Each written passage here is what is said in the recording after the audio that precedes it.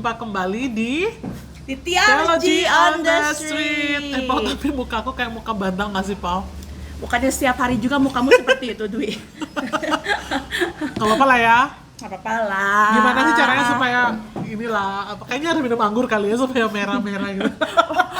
Dwi tuh suka ke-trigger gitu, minumnya anggur. Cheers, ini anggur fermentasi buatanku ya. Jadi bir peletok. ngomong aja susah ya.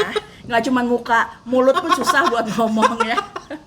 Tapi aku kemarin itu ya, masa dia katanya Theology on the Street tapi gak ngajak gua, kan kurang ngajar kan. Inilah mabok dia ya.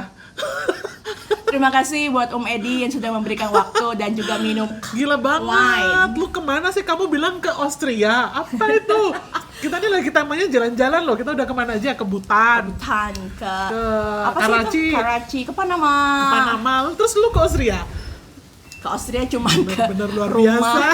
ke apa namanya apa sih, Konsulat Jenderal Austria, dan ternyata kebetulan ada di Bandung ya. Ada di Bandung. Baru dan kebetulan tahu. di situ ada wine apa sih, cellar, gue bisa katakan cellar lah ya. Dan ketemu sama Om Edi, ownernya, jadi ngomong banyak. Kalian bisa nonton ya filmnya, videonya khusus tentang wine. Kasih sama link Om dong, Edi. kasih link. Ya, nanti kita kasih link ya di description video Terus ini. gue nanya kenapa lu tiba-tiba bikin tema wine? Karena gini loh, kadang-kadang kita jadi orang Kristen suka hidup dalam dua dunia. Ngomong aja lu mau dibenarkan karena lu suka minum wine. Gimana ya? Gini loh, waktu dulu aku pernah sekolah di luar negeri kan, maksudnya kayak wine tuh kayak ya biasa aja gitu, dan kayaknya setiap rumah tuh ada wine, dan kalau misalnya ada acara-acara apa buka wine. Terus kalau kayak house fam-nya aku tuh kan udah tua ya, dia bilang sebelum tidur minum wine satu sloki kecil gitu, Pauline, to make you warm, karena kan winter kan dingin. Terus jadi balik ke sini tuh kesannya ya kayak kalau minum wine tuh kayaknya dosa. Gitu ya, masa sih hamba Tuhan makan minum. Di sini kan tropical, nggak ada dingin-dinginnya. Iya sih ya, tapi Bandung kan lumayan dingin juga, kadang-kadang 16, 17. Tapi gue juga minum wine sih. Sih. Jadi hari ini aku mau nanya sama seorang Dwi Maria ya. Soalnya ya kalau aku nih mau bikin excuse dulu lah ya. Gue kan alergi ya. Terus orang bilang, coba itu badannya diangetin gitu. Terus coba ini, minumlah wine. Jadi aku suka beli itu loh, dulu yang buat perjamuan kudus itu. Jangan-jangan dia suka mencuri sisa dari perjamuan kudus, kalau setiap kali gereja itu yang dia suka mencuri. Ternyata itu kan ya. sirup. Oh iya, kalau di gereja kan sirup. Ya, jadi maksudnya wine-nya tuh cuma dikit gitu. Terus lah aku beli yang arak-arak buat masak yang arak ciu sebutnya ya, yang buat masak. Enak juga loh. Gitu kalau ya. enggak gue ini air tape. Oh iya, kalau zaman dulu tuh air tape. Itu ya. dari kecil di rumahku bikin. Terus kalau misalnya daerah-daerah Sulawesi ada tuak. Oh ya, tuak. Aku belum cobain. Aku nggak pernah sih. Katanya pahit. Dulu tuh pernah minum itu yang di di Kupang, terus nyebrang tuh apa namanya, Pau? Sumba, bukan Flores. Sumba, satu lagi pulau juga aku lupa Ya, ampun, whatever. And then padahal aku pernah ke situ. Rote. Rote. Itu ada minuman lira itu loh, lira. Aku pernah dengar. Itu enak tuh. Enak ya? Enak. Nah, tapi dalam semua minuman-minuman yang ada alkoholnya, kita jadi orang Kristen boleh nggak sih minum?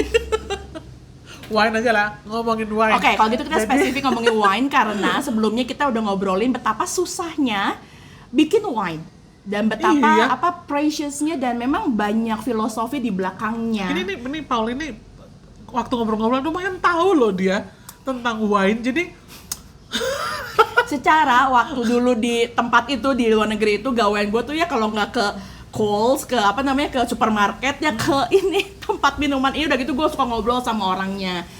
Kok ada yang murah banget loh teman-teman, kalau aku ngomong di Australia itu satu botol tadi cuma 80.000, 90.000. Dia bilang the younger the wine the cheaper. Waktu itu aku dari Cyprus beli $5 dapat 3 botol. Itu juga itu diskonnya luar biasa. Cuman pahit anggurnya. Ya lebih pahit ya. Nah, jadi gara-gara itulah jadi aku lebih tahu lah, maksudnya bedanya kalau anggur merah tuh ini. Kalau anggur putih ini. Nyanyi dulu anggur merah. Anggur merah. Beda, ketahuan banget ya zamannya ya. Oke, by the way, anyway, so what do you think about it, Dwi? Ini kita mau lihat bukannya excusing gitu ya, bukan cari pembenaran, tapi sebenarnya sejarahnya pasti ada dong dari zaman Romawi, gitu ya, what's going on gitu dengan Dari zaman, jangankan dari zaman Romawi, Oh. dari perjanjian lama itu kan oke. ya sudah ada gitu, sudah ada memang. Kalau baca-baca di perjanjian lama kan ya orang-orang itu selalu apa namanya, ceritanya Ahab itu loh, ada kebun anggur. Iya kan, ada begini-begini. Terus Tuhan sendiri menggambarkan dirinya itu sebagai penjaga kebun anggur. Yes. Iya kan? Yes. Terus umatnya itu digambarkan sebagai kebun anggur itu. Itu kan Ya. Tuhan sering ngomong begitu, Paus. Sekalipun tuh ngomongnya anggur ya, bukan Bukan. belum jadi wine ya. Tapi anggur cuman Tapi Tuhan Yesus juga waktu upacara di Kana dia air iya, anggur ngubah ya. air jadi anggur. Mungkin Cuman banget, Tuhan. iya, Ya, mungkin oke. juga sih, mungkin karena waktu di dalam cek dulu ayatnya ya. Di Exodus aku lupa lah Exodus berapa lah ya. Tadi harusnya ya itu tuh ada waktu di korban persembahan itu ada drink offering, dan drink offering-nya itu wine. Jadi bagian dari persembahan korban persembahan itu loh, Pau. Oh, oke. Drinks or offering. Heeh. Jadi memang sebenarnya dari zaman dulu sebenarnya udah ada ya. Jadi bukan hal yang negatif sebenarnya pada awalnya. Pada awalnya ya mungkin karena ya kalau dilihat apa namanya situasinya ya, barangkali karena di daerah Timur Tengah kuno itu kan tadi ya, kalau dingin banget, kalau panas banget. Jadi memang ya minum anggur itu barangkali adalah untuk sebagai bagian dari menghangatkan tubuh kali gitu kan. Oh, sih. Ya. Ya. Jadi memang kalau dilihat dari perjanjian lama sekalipun yang namanya anggur itu bukan hanya dikonsumsi secara fresh gitu ya, bukan secara, tapi juga difermentasi, disimpan lah ceritanya seperti ini. Jadi Iya. pada awalnya semuanya baik. Jadi sebenarnya Iya, jadi misalnya nih ada nih ya di ada. number Bilangan. 15 ayat 5. And you shall prepare wine for the drink offering. Ya, 1/4 of a hin. Ini juga ada nih Exodus With the burnt 29:30 juga Iya, gitu. iya, Bahwa itu adalah minuman anggur itu adalah untuk persembahan. Persembahan bagi Tuhan gitu.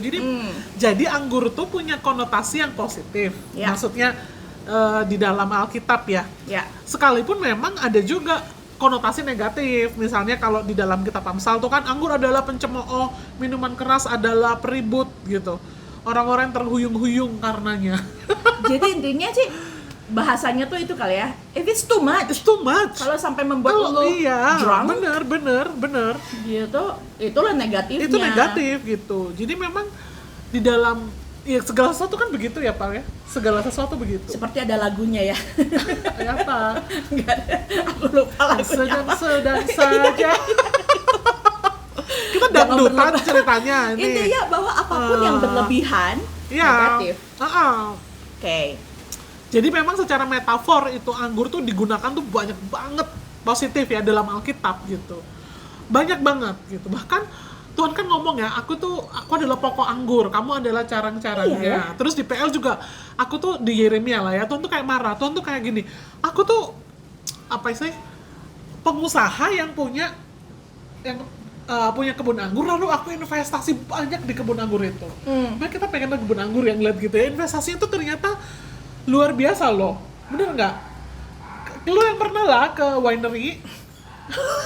Pertama, susah banget. Dia bilang Susah banget.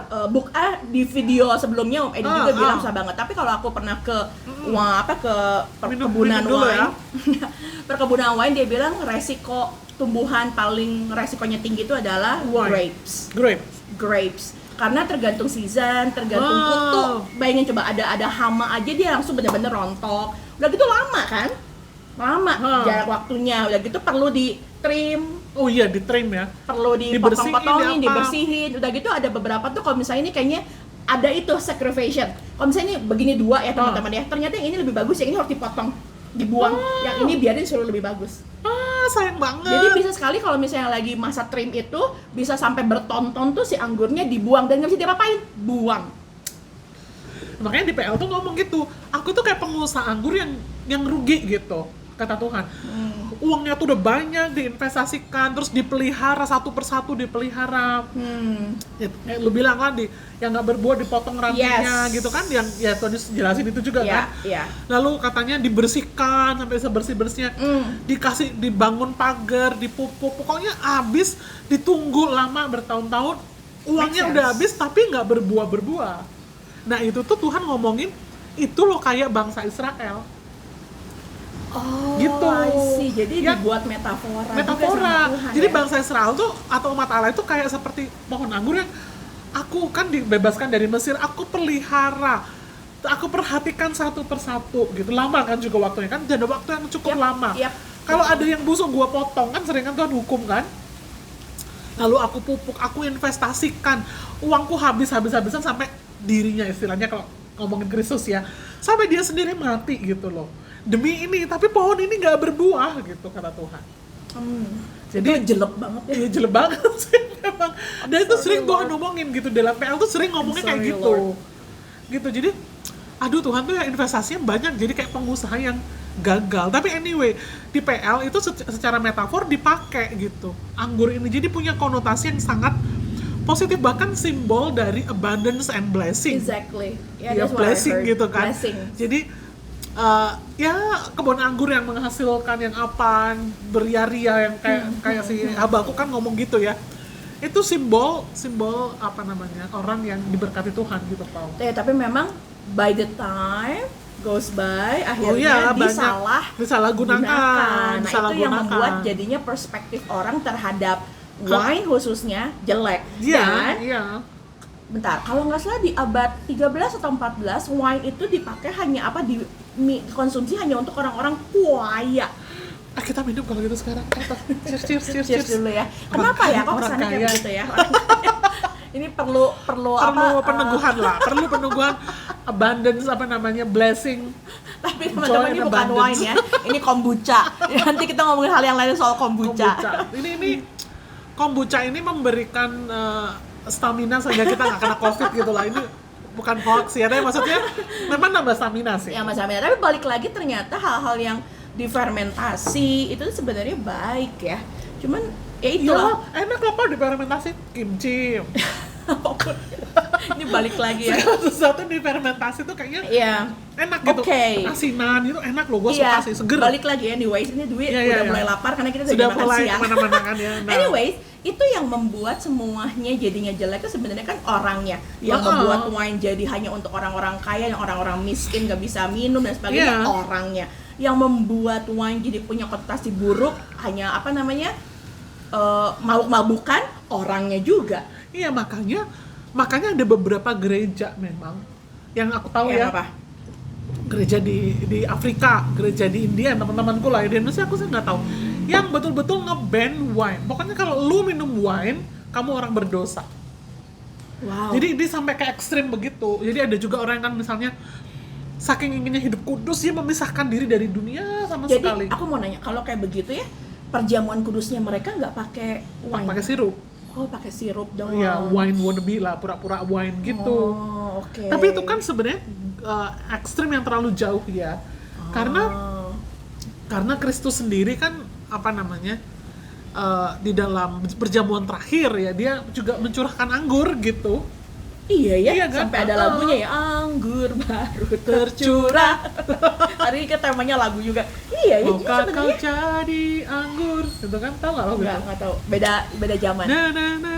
Balik Nah, lagi, kalau di Alkitab aja anggur tuh punya konotasi yang baik.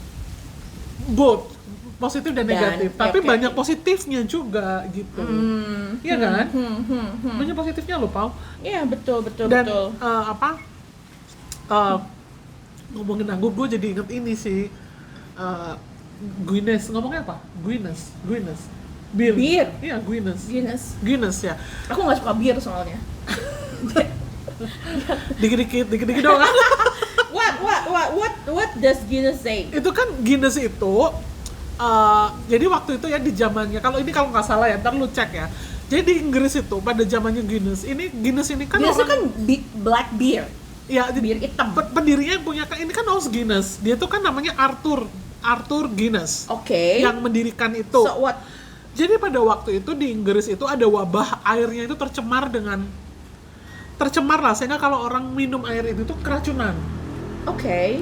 Makanya orang itu mencampurkan air tuh dengan gin yang pokoknya Gin. Gin, gin. Pokoknya yang dengan alkohol. Nah, cuman dia tuh ngelihat orang minum alkohol tanpa aturan yang yang memang kebutuhan ya. Tanpa takaran yang benar, tanpa itu banyak yang mati. Wah. Banyak yang mabok berlebihan. Jadinya pokoknya intinya pada waktu itu Inggris tuh secara ekonomi hancur lah karena air tuh tercemar di negara itu.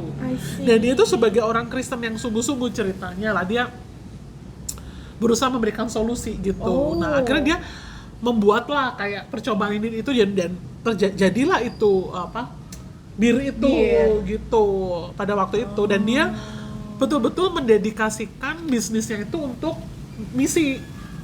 Jadi dari hasil penjualan bir itu kan jadi akhirnya kan maju lah ya, dipakai dana untuk misionari, dipakai dana untuk mencetak Bible, tapi memang banyak orang yang menyalahgunakan itu gitu sih. Ya, jadi maksudnya tujuan awalnya lah ya. Tujuan awalnya itu baik karena memang ada problem di society yang berkenaan dengan air minum pada waktu itu. Iya ya, awalnya baik ya, tapi kenapa ujung-ujungnya ya itu ya. Dan seringkali orang berpikir itu uang haram. Uang kotor. Iya. Ya nggak sih? Iya. Cuma memang kita harus mikir kali, Pak. Meminum anggur atau alkohol itu juga berkaitan dengan tadi ya daerahnya, ya kan? Karena semakin daerah dingin, semakin daerah apa itu yang cara yang paling murah untuk menghangatkan badan begitu sebenarnya. True, dan itu it's fine. Tapi kalau lagi nggak dingin, lagi nggak ada problem, lagi minum dan berlebihan, ya.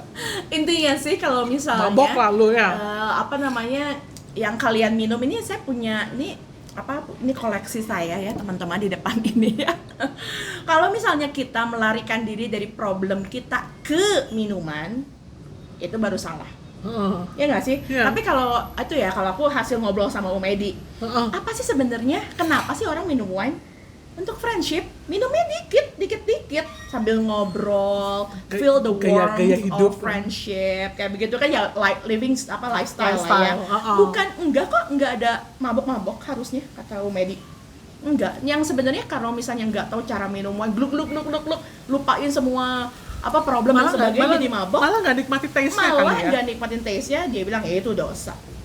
Kayak begitu. Jadi memang pada akhirnya kita harus tahu konteksnya ya teman-teman ya. Tahu konteks terus bisa ngukur diri kali ya. Iya ya. Bisa ngukur diri kita nih sensitif enggak gitu dengan. Lu sensitif nggak sih kalau sama minum wine? Gua kalau sama minum wine nggak terlalu, misalnya, tapi karena kan dikit-dikit ya. Karena kan kalau wine itu disipit, ya kan? Sipit dikit-dikit gitu kan. Tapi kalau minum arak, sake, soju, aku tuh nggak kuat. Bisa cuma satu itu aja langsung kayak gua nggak pernah perhatiin so hot, and then I got headache. Gua nggak pernah perhatiin, tapi memang kalau di pesawat, kalau penerbangan jauh mau nggak mau aku minta red wine karena itu tubuh tuh jadi enteng, terus bisa tidur. Tapi itu kan kalau di pesawat nggak mungkin mabok lah ya, ngasihnya juga cuma seberapa. Biasanya kalau di pesawat cuma kecil-kecil dikasihnya, sampler. Iya, balik lagi kalau kata aku bukan soal do's and don'ts-nya, ya nggak sih? Bukan boleh, enggak bolehnya. Tapi kita lihat dulu ngapain, buat apa kita minum. Ya kan, udah gitu manfaatnya lah ya untuk apa ya. Terus ya lihat juga situasi kondisi, kalau misalnya lu minum minuman keras juga tapi lu nggak minum anggur, lu nggak minum anggur, tetapi kamu kecanduan yang lain, melakukan sesuatu yang lain berlebihan, ya nggak bener juga. Everything yang too much lah, at the end gitu, sesuatu yang cuman memang kalau anggur tuh efeknya langsung kerasa di badan, dan orang bisa melakukan tindakan kriminal katanya kan gitu ya. Kalau berlebihan. Tetapi kita shopping berlebihan juga sama ya. Nonton berlebihan sama ya. Main game berlebihan sama, bisa melakukan tindakan kriminal, bisa juga.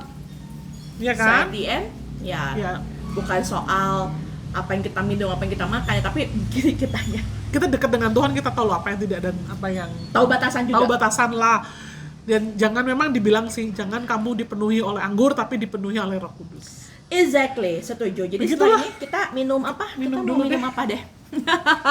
Balik lagi teman-teman, kalau misalnya ada yang suka minum minuman keras, jangan suka minum sendiri. Karena kakaknya bukan, karena biasanya kalau sendiri minuman keras ada iblis tengah-tengahnya. Oh gitu, jadi ajak temen.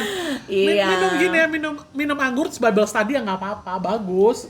Tapi jangan berlebihan juga. Nah, ya, let's talk about wine in the Bible gitu loh. Iya. Iya kan? Balik lagi, wine is all about friendship, about the warm communication, society. Oh yeah, that's good. Very easy. Apa Talk, namanya? Easy conversation. conversation. So ya kita minum dulu, kita ngobrol-ngobrol lagi. Iya, kita... untuk Medi semoga sukses. Ya, apa Medi. namanya? Usahanya ya. Terus ada teman kita juga Komul di situ. Iya, dan yang pasti Pak Om Edi ini bikin tempatnya itu jadi komunitas untuk kemanusiaan juga. Oh iya. Ingat iya, ya iya. kita pernah ngomong, jadi dia banyak bergabung di akuarium kemanusiaan juga, dan kalau buat aku dia mengedukasi banyak orang juga soal wine. So I support you, Om Edi. Yes. Oke. Oke. Baiklah, kita ketemu lagi di seri-seri berikutnya, kita ngomongin yang lain ya, kombucha kayak atau apa gitu iya, yang lainnya ya. boleh, Oke. boleh ngomongin Baiklah, yang lain. Oke masih deh. di Theology Theology on on the the Street. Street. Dadah. Wi, kita minum lagi, Wi. Ini kok asem juga, Wi? Ya udah kamu turn off dulu, ntar lo mabuk kelihatan. Langsung Mabok kombucha. nyobok kombucha.